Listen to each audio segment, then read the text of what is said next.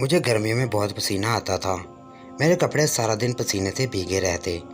जब रात होती तो कपड़े बदली करके नहा लेती तो कुछ सुकून आ जाता। मेरे चाचा और चाची दोनों स्कूल में पढ़ाने चले जाते थे और मैं पीछे घर में अकेली होती थी। एक दिन मैं नहा रही थी जब मुझे ऐसा महसूस हुआ जैसे कोई मुझे देख रहा हो। मैं जल्दी से नहाकर कमरे में आ गई। अचानक कमरे का दरवाज़ा खुला तो सामने चाचा खड़े थे। मेरे कपड़े नहाने की वजह से गीले थे। चाचू ने मुझे इस हालत में देखा तो शर्माकर बोले, बेटा अब तुम जवान हो गई हो, दुपट्टा लिया करो। चाचू की बात सुनकर मैंने नज़रें झुका ली और जल्दी से अपने ऊपर दुपट्टा ओढ़ लिया। एक दिन मैं चाचू के कमरे में अचानक चाय लेकर गई तो चाचू लैपटॉप में कुछ तस्वीरें देख रहे थे। मुझे देखते ही घबरा गए और लैपटॉप बंद कर दिया। मुझे कुछ शक हुआ कि चाचू कुछ गलत देख रहे थे। एक दिन चाचू अपना लैपटॉप स्कूल ले जाना भूल गए। कमरे की सफाई कर रही थी, सोचा देखूं तो सही चाचू उस दिन क्या देख रहे थे। मैंने लैपटॉप ऑन किया और देखने लगी, लेकिन जो चीज़ मैंने देखी वो किसी भी लड़की के लिए मर जाने का मुकाम थी। अब मैं सारी बात समझ गई थी कि मुझे नहाते हुए कौन देखता है। जिसको मैं तस्वीरें समझ रही थी, लेकिन वो तो मेरी पूरी वीडियो थी जो चाचू ने मेरी नहाते हुए। मेरा नाम उल्फत है, मैं सबसे बड़ी हूँ। मुझसे छोटी दो और बहनें हैं। हम सब घर वाले बहुत ही ज़्यादा अमीर तो नहीं थे, लेकिन हमारा गुजर बसर अच्छा हो रहा था। मुझे पढ़ने लिखने का बहुत ज़्यादा शौक़ था, लेकिन मेरे गांव में ऐसी सहूलतें नहीं थी, इसलिए मैं पढ़ने के लिए शहर आ गई थी। मेरे अब्बू ने मुझे मेरे चाचा और चाचू के घर छोड़ दिया था। चाचू बहुत ही अच्छे इंसान थे, वो मुझसे बहुत ज़्यादा लाड प्यार किया करते थे। मेरे चाचू की कोई औलाद नहीं थी, मेरी चाची भी एक स्कूल में पढ़ाती थी, इसलिए मेरे लिए सबसे बेहतरीन जगह यही थी। यहाँ रहकर मैं अपनी तालीम पूरी करती। चाची भी सुबह सवेरे काम पर चली जाया करती थी और चाचू भी सुबह सवेरे काम पर चले जाया करते थे और मैं सारा दिन घर में अकेली रहती। अक्सर औकात शाम को चाचू और चाची घर आया करते थे। उनकी गैर मौजूदगी में मेरा दिल जो करता मैं वही करती।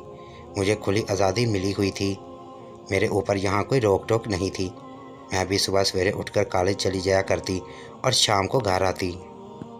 गर्मियों के दिन थे। एक रोज़ मैं जब कॉलेज से वापस घर आई तो मेरा नहाने को जी चाहा। गर्मी से मेरा बुरा हाल हो रखा था। मैंने कपड़े लिए और मैं नहाने के लिए चली गई। नहाने के बाद जब मैं अपने कमरे में वापस आई तो मेरा पूरा जिस्म गीला था। अभी मैंने अपनी अलमारी से कपड़े निकाल कर पहने ही थे कि मुझे ऐसे लगा जैसे कोई मुझे देख रहा हो। मुझे बहुत बेचैनी सी होने लगी। ऐसा लग रहा था जैसे कोई मेरा जिस्म देख रहा हो। मुझसे रहा ना गया और मैंने जल्दी से अपना टॉवल अपने इर्द गिर्द लपेट लिया। मैंने जल्दी से अपने कपड़े पहने और बाहर की तरफ नज़र दौड़ाई, लेकिन मुझे बाहर कोई नज़र नहीं आया क्योंकि चाचू और चाची तो काम पर गए हुए थे। फिर मैंने वहम समझकर इस बात को छोड़ दिया। खाना खाया और उसके बाद आराम करने के लिए लेट गई। अगली सुबह फिर कॉलेज जाने के लिए रवाना हो गई। कॉलेज में भी बहुत ही ज़्यादा गर्मी थी। मैं अक्सर पैदल घर वापस आया करती थी। जब मैं कॉलेज से वापस घर आ रही थी तो मेरा पूरा यूनिफॉर्म सीने से भीग चुका था। घर पहुंचते ही मैंने अपना बैग सोफे पर फेंका और नहाने के लिए चली गई। अभी मैं नहा रही थी कि मुझे ऐसे लगा जैसे कोई बाहर बोल रहा है। जब मैं नहाकर बाहर निकली, मुझे फिर यही एहसास होने लगा जैसे किसी की नज़र मेरे जिस्म पर पड़ रही हो। अब मुझे नज़र अपने जिस्म पर बहुत शिद्दत से महसूस होने लगी थी। मुझे अब यह वहम नहीं लग रहा था। मैंने खुद को तसल्ली देने की बहुत ज़्यादा कोशिश की। फ्रिज के पास गई, पानी पीने की कोशिश की, लेकिन खौफ से मुझसे पानी तक ना पिया गया। फिर मैंने सोचा मैं इस बारे में अपने कज़न को बताती हूँ जो मेरे ही साथ कॉलेज में पढ़ता था, लेकिन मुझे कुछ समझ ना आ रहा था कि मुझसे क्या बताऊँ, क्योंकि मुझे कुछ भी खुद कन्फर्म नहीं हो रहा था। मेरे कज़न का नाम राजा था। मैं अपनी हर बात राजा से शेयर करती थी क्योंकि आजा मुझसे बहुत ज़्यादा मोहब्बत करने लगा था। वो हर अच्छी बुरी बात मेरे साथ देता। मुझे भी राजा के साथ बहुत मोहब्बत हो रही थी। मैं और राजा शादी करने का सोच रहे थे। इम्तिहान से फ़ारुग होते ही उसने मेरे घर रिश्ता भेजना था, इसलिए मैं राजा को भी ऐसी बात बता ना सकी।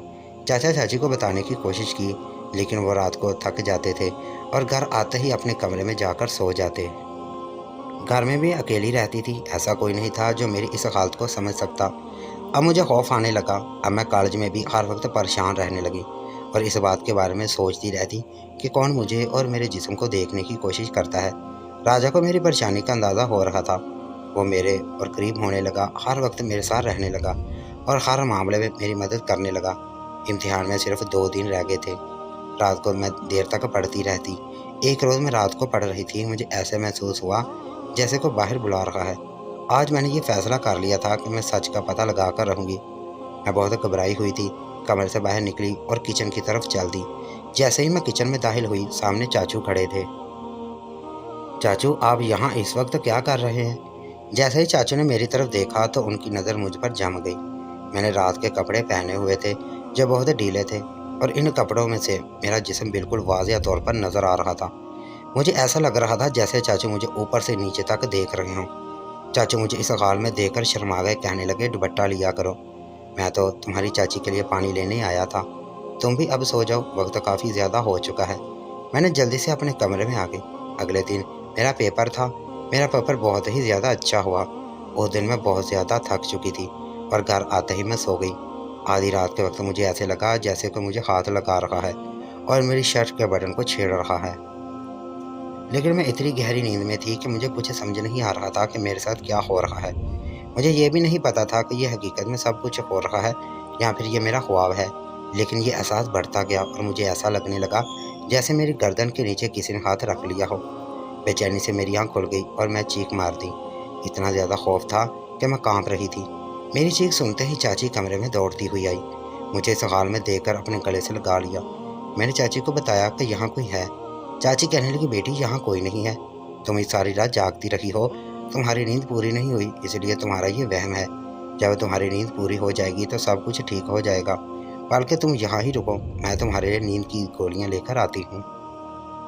और चाची को नींद की गोलियां लेने के लिए अपने कमरे में चली गई। जैसे ही चाची अपने कमरे में गई, चाचू ने मेरे दोनों हाथ में पकड़ ली और मुझे अपने गले से लगा लिया। हम सब तुम्हारे ही पास हैं, तुम परेशान ना हो। वो मुझे प्यार करने लगे। चाचू मेरी शर्ट की तरफ देखने लगे और कहने लगे, बेटा, तुम्हारी शर्ट के सभी बटन खुले हुए हैं, इनको बंद कर लो। शर्म से मैंने अपनी आंखों को नीचा कर लिया। चाची कमरे में आ गई और कहने लगी, ये गोली तुम ले लो और मैं तुम्हारे ही पास सो जाती हूँ। जब मैं सुबह उठी तो चाचू जाग रहे थे। मैंने चाचू के कमरे में दाखिल होते हुए कहा, चाचू, लैपटॉप पर कुछ देख रहे थे। मेरे जाते ही चाचू ने जल्दी से लैपटॉप बंद कर दिया। मैंने चाचू से पूछा, आप क्या देख रहे थे? चाचू बात को टालने लगे और कहने लगे, कुछ नहीं, बस जवानी की कुछ तस्वीरें देख रहा था। मैंने कहा, चाचू, मुझे भी आपकी तस्वीरें देखनी हैं।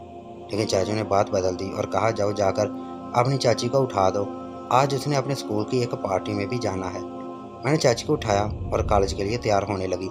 जब मैं घर से निकलने लगी तो चाची मुझसे मुखातब हुई और कहने लगी, आज मैं घर देर से आऊँगी। जब तुम वापस कॉलेज से घर आओ तो घर को अच्छी तरह बंद कर लेना और किसी को भी घर के अंदर दाखिल ना होने देना। जैसे ही मैं कॉलेज से घर वापस आई, मैंने जल्दी से दरवाज़ा बंद कर दिया, यहाँ तक कि घर की खिड़कियाँ भी बंद कर दी। मुझे अब ज़्यादा डर लगता था। आराम से अपने कमरे में आकर लेट गई। अभी मुझे लेटे हुए कुछ ही लम्हे हुए थे कि मुझे ऐसे लगा जैसे कमरे के बाहर कोई चल रहा हो। मैं बहुत सहम गई थी। मैंने थोड़ा सा दरवाज़ा खोला तो मुझे किसी के कदम नजर आए। जैसे ही मैंने कदम देखे, मैंने फ़ौरन दरवाज़ा बंद कर दिया और दरवाजे को कुंडी लगा दी। मैंने सोचा कि मैं चाची को कॉल करती हूँ, लेकिन फिर मुझे ख्याल आया कि उनकी पार्टी चल रही होगी। मैंने जल्दी से राजा को कॉल की और कहा, आज जल्दी घर आ जाओ, मुझे बहुत डर लग रहा है, घर में कोई है। कुछ देर बाद राजा भी आ गया और आकर दरवाजे पर दस्तक दी। लेकिन मुझ में ज़रा हिम्मत नहीं हो रही थी कि मैं कमरे से बाहर निकलकर बाहर का दरवाज़ा खोलूँ। मैंने हिम्मत की और फिर दरवाजे तक जा पहुँची। जैसे ही मैंने दरवाज़ा खोला तो राजा ने मुझे अपनी बाहों में ले लिया। खौफ के मारे मेरी आंखों में आंसू आ रहे थे। मैं राजा को बताने की कोशिश कर रही थी यहाँ कोई है, लेकिन कोई भी मेरी बात का यकीन नहीं करता। राजा मेरी बातों को बहुत गौर से सुनता रहा और मुझे कहने लगा, तुम अब परेशान ना हो, मैं आ गया हूँ। और फिर राजा ने मुझे अपने गले से लगा लिया और मेरे लिए खाना बनाने लगा। खाना खाने के बाद हम दोनों आपस में काफ़ी देर तक बातें करते रहे। फिर वह मुझसे कहने लगा, आओ, मैं तुम्हें पूरा घर चेक करवा देता हूँ, डरने की कोई ज़रूरत नहीं, यहाँ कुछ नहीं है। यूँ कहकर हम दोनों घर को देखने लगे। जब हम घर के ऊपर वाले हिस्से में गए तो एक कमरे को ताला लगा हुआ था। मुझे यूं महसूस हो रहा था जैसे इस कमरे में कोई है, लेकिन राजा मुसलसल समझा रहा था, शायद तुम्हारे चाचू का कमरा है इसलिए लाग है। राजा मुझसे कहने लगा, इधर मेरे पास आ जाओ, तुम मुझसे प्यार करती हो या नहीं? यूं कहकर वो मेरे और करीब होने लगा। मुझे राजा से अजीब सी उलझन हुई। मैं जल्दी से पीछे हटी और कहने लगी, तुम ये क्या कर रहे हो? राजा गुस्से से बोलने लगा और कहने लगा, क्या हो गया है तुम्हें? क्या मेरा तुम पर कोई हक नहीं? मैंने कहा, तुम्हारा मुझ पर हक है, लेकिन ऐसे मेरी गुर्बत में मत आओ। राजा मुझसे कहने लगा कि मैं तुम्हें अपने अंदर समाना चाहता हूँ। फिर वो मुझसे पूछने लगा, क्या तुम मुझसे प्यार नहीं करती? और अगर तुम प्यार करती हो तो फिर प्यार में कोई चीज़ भी नहीं रोकी जाती। उसने मुझे चुप करवाया और कहा खामोश रहती हो, लेकिन वो बार बार लेटी रही।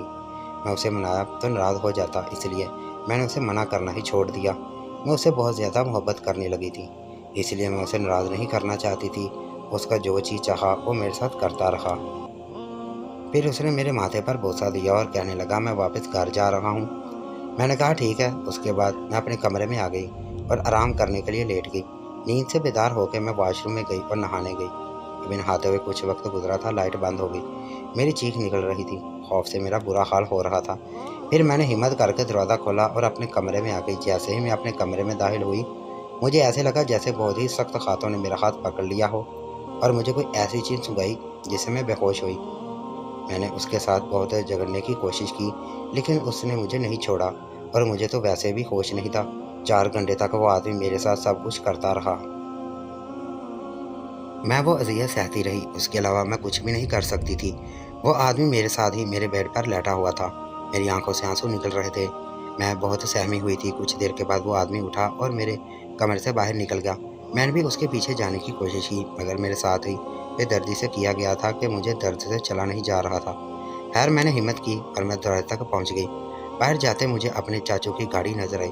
मुझे अंदाज़ा हो गया था कि ये मेरा चाचू ही था जिसने मेरे साथ सब कुछ किया। अगर जब मेरा चाचू घर आया तो मैंने उनके साथ चीखने चिल्लाने लगी और उनसे पूछने लगी कि तुमने मेरे साथ कल क्या किया। तो वो मुझे धमकाने लगे और अपनी अलमारी में से कुछ तस्वीरें निकाल कर मेरे सामने रख दी। कहने लगे अगर इस बात के बारे में किसी से भी जिक्र किया तो ये सारी तस्वीरें मैं तुम्हारे घर भेज दूंगा। मैं इन तस्वीरों को देखती ही रह गई, क्योंकि वो तस्वीरें मेरी ही थीं। और फिर वो मुझे कहने लगे कि इसमें मेरा कोई कसूर नहीं। तुम इतनी जवान लड़की हो और तुम्हारा इतना खूबसूरत जिस्म है, कसूर तुम्हारे घर वालों का है जिसने तुम्हें यहाँ अकेले हमारे पास भेज दिया। अगर तुम्हारे वालिदैन तुम्हारी अच्छी तरबियत करते तो वो कभी भी तुम्हें यहाँ रहने के लिए ना भेजते। Thank you.